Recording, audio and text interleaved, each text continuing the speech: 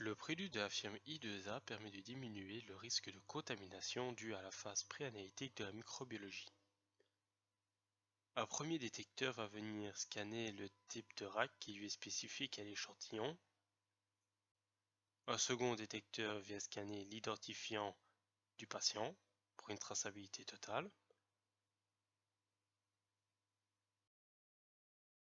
À cet instant, deux étapes se dérouleront en même temps. Celle de gauche sera la prise de la boîte.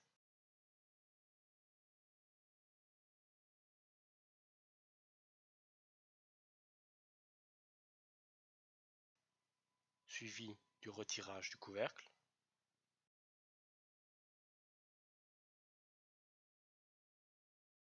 Tandis que celle de droite va être la prise de l'échantillon.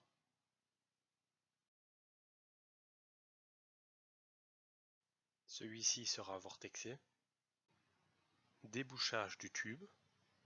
Au même moment, une passe vient chercher un écouvillon stérile.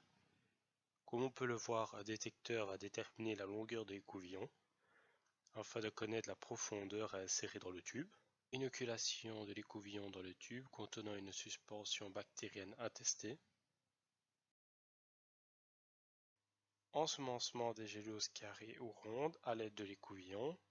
Ces 4 vidéos représentent toutes des techniques d'ensemencement différentes selon l'origine de prélèvement, en respectant les normes EUCAST.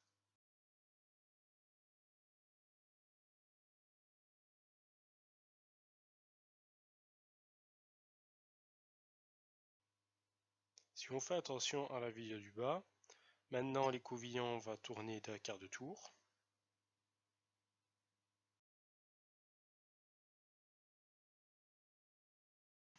L'intérêt d'avoir fait un quart de tour est de bien mettre en suspension toute la bactérie lors de l'ensemencement.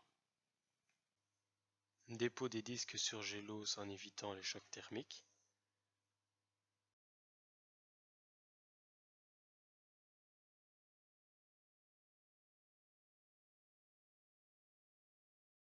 Remise du couvercle.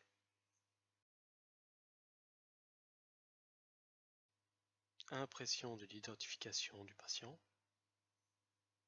Pour conclure toutes ces étapes, la boîte sera mise en garage.